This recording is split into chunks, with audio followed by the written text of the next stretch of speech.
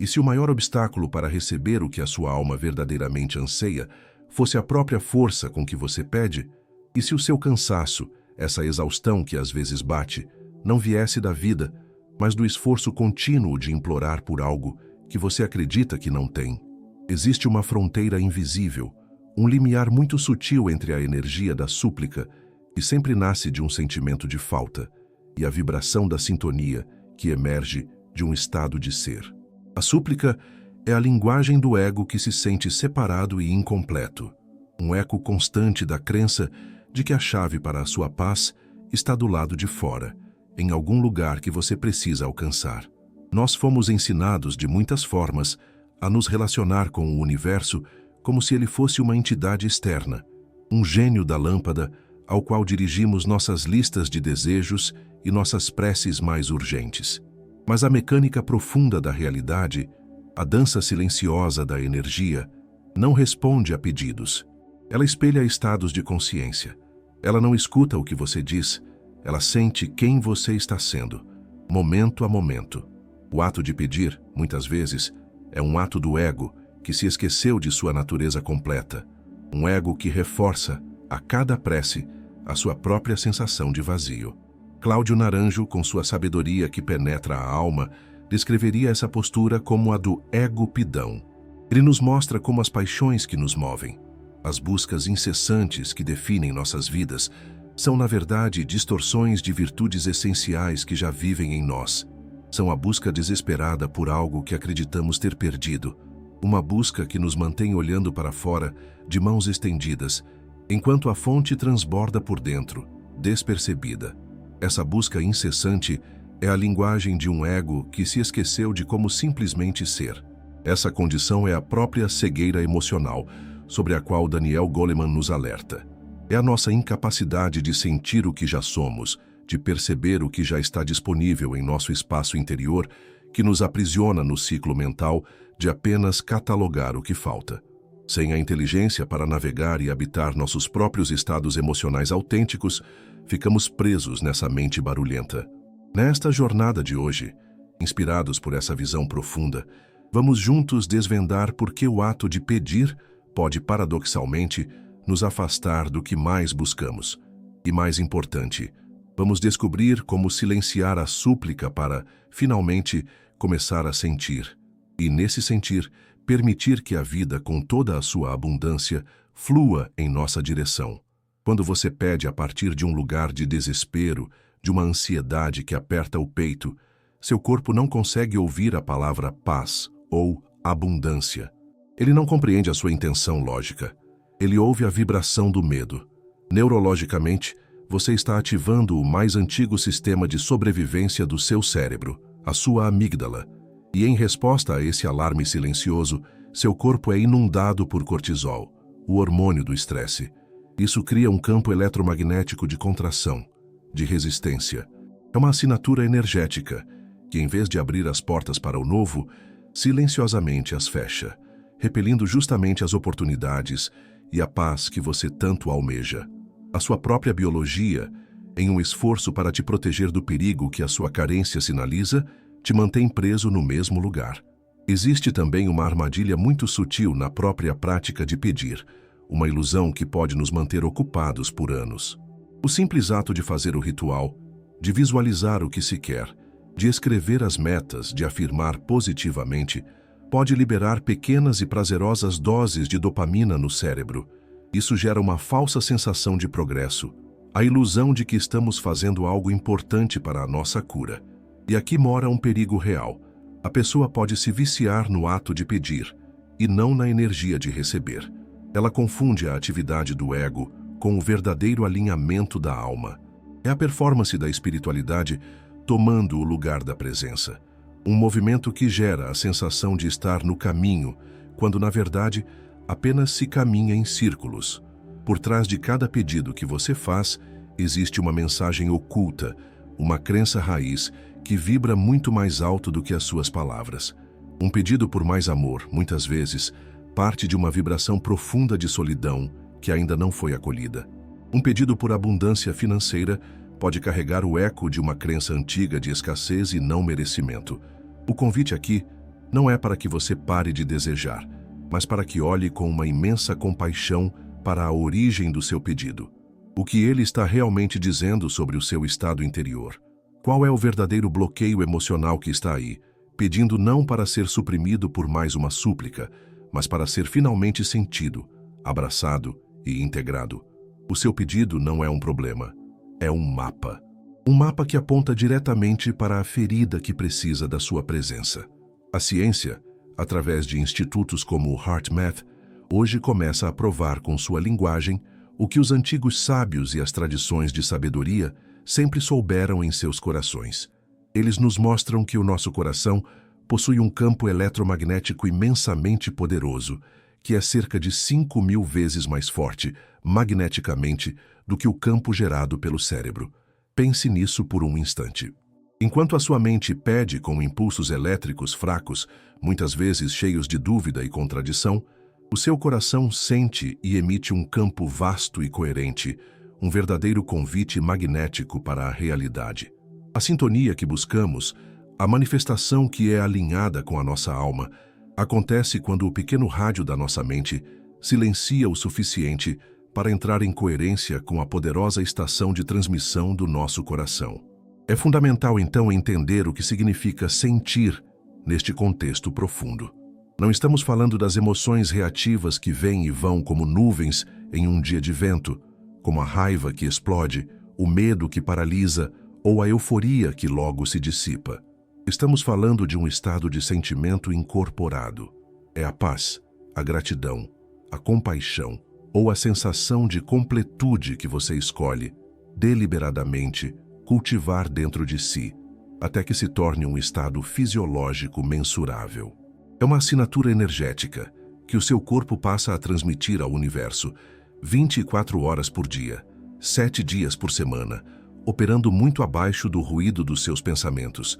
É o sentimento que se torna a sua casa, não apenas um visitante ocasional. Vamos fazer isso juntos agora. É um convite a um pequeno ritual de reconexão. Onde quer que você esteja, encontre uma posição confortável e, se sentir seguro, feche os olhos suavemente. Leve toda a sua atenção para a área do seu coração. Não pense sobre ele, apenas sinta essa região no centro do seu peito, como se toda a sua consciência pudesse repousar ali. Agora, comece a respirar um pouco mais lento e mais profundo do que o seu normal, imaginando que o ar entra e sai através do seu coração. Inspire lentamente, contando até 5, e expire lentamente, contando até 5. Apenas sinta o ritmo suave e constante, como as ondas do mar. Enquanto você mantém esse ritmo, traga à sua memória com intenção um sentimento regenerativo. Não precisa ser algo grandioso. Lembre-se da apreciação que você sentiu pelo calor do sol na sua pele, ou do sentimento de cuidado que você tem por um animal de estimação, ou da compaixão que fluiu por você em relação a um amigo. Escolha um desses sentimentos. Deixe que ele comece a florescer na área do seu peito, como uma sensação morna e suave, e permita que ele se expanda, preenchendo todo o seu corpo. Não force nada, apenas habite esse sentimento. Permaneça nele. Este lugar, aqui mesmo, é o estado de sentir. Esta é a frequência da sua verdadeira casa. Esta é a sua verdadeira oração. No nível da energia, onde tudo ainda é fluidez e pura possibilidade, o apego funciona como um colapso. A necessidade de controlar como e quando algo deve chegar em sua vida, essa tensão, essa vigilância constante, contrai o campo de infinitas possibilidades e o reduz a uma única via, que é quase sempre a da frustração. O apego, essa intensidade que muitas vezes confundimos com força de vontade, é, na verdade, a frequência da dúvida disfarçada de determinação. É como se, no fundo, você estivesse enviando uma mensagem ao universo que diz: eu não confio que isso possa vir de outra forma que não seja a que eu estou controlando. Eu não confio que o melhor caminho para mim possa ser diferente do que a minha mente limitada consegue imaginar. Essa mesma sabotagem silenciosa acontece quando a mente vive constantemente projetando um futuro idealizado, um lugar distante, onde finalmente tudo estará resolvido e a paz poderá reinar. A mente que faz isso, em um esforço para fugir do desconforto do agora, está, na verdade, fazendo uma poderosa e contínua declaração vibracional. Ela está declarando, a cada segundo, que o presente é insatisfatório, que o agora é incompleto, que a vida só valerá a pena quando algo lá na frente acontecer. E é essa a verdadeira frequência que está sendo emitida. É essa a realidade que continua sendo criada. A manifestação não acontece no futuro. Ela é a reorganização da matéria e das circunstâncias em resposta à sua energia e ao seu estado de ser, aqui e agora. Havia uma mulher que por anos lutou para manifestar a casa dos seus sonhos. Ela fez todos os rituais que conhecia, preencheu cadernos com visualizações, recitou afirmações e se esforçou com toda a sua alma. A sua busca se tornou uma luta constante, uma jornada exaustiva que drenava sua alegria. Um dia, ela simplesmente se cansou. Em um ato não de derrota, mas de profunda rendição, ela entregou os pontos. Ela não desistiu do seu desejo, mas sim da luta por ele. Ela aceitou sua realidade presente com uma paz que não sentia há muito tempo. E foi nesse estado de calma, nesse silêncio interior que se seguiu à sua rendição, que a oportunidade perfeita apareceu. Uma casa que ela nem sequer poderia ter imaginado em seus melhores sonhos surgiu de forma inesperada, leve e sem esforço. Naquele momento, ela entendeu com cada célula do seu corpo que a sua luta, o seu pedir intenso e apegado, era justamente o que a mantinha afastada de receber. Existe um fator silencioso, operando abaixo da sua consciência, que determina a sua real capacidade de receber o bem em sua vida, o estado do seu sistema nervoso.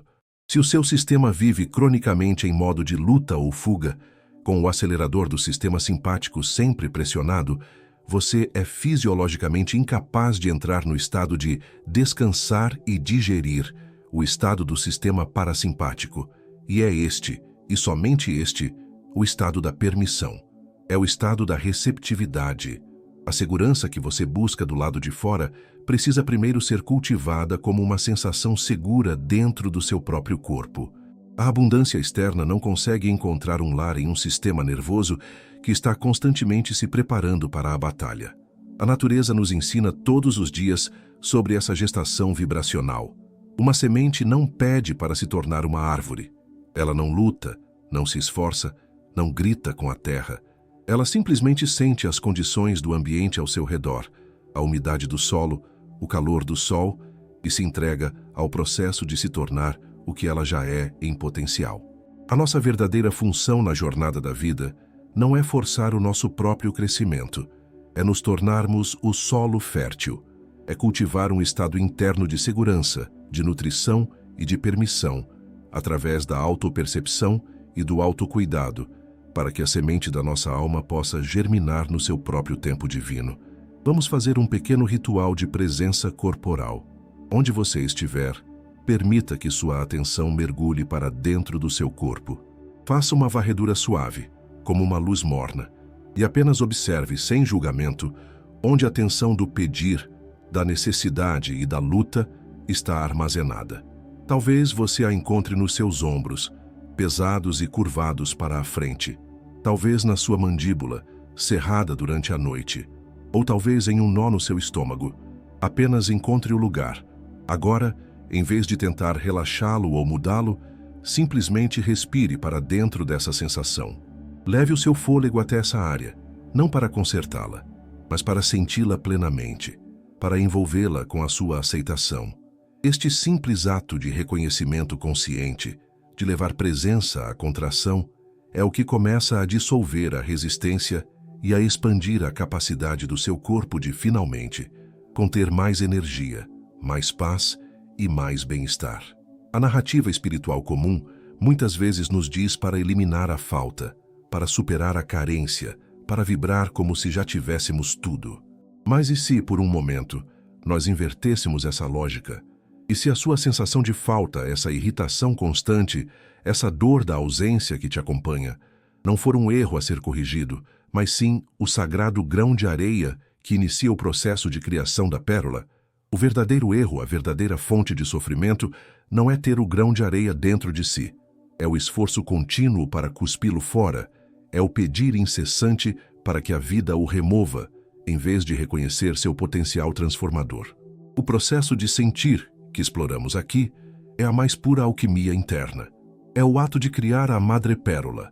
É a sua capacidade de envolver essa irritação, esse pedido desesperado, essa dor da ausência, com camadas e mais camadas de presença, de aceitação e de autocompaixão.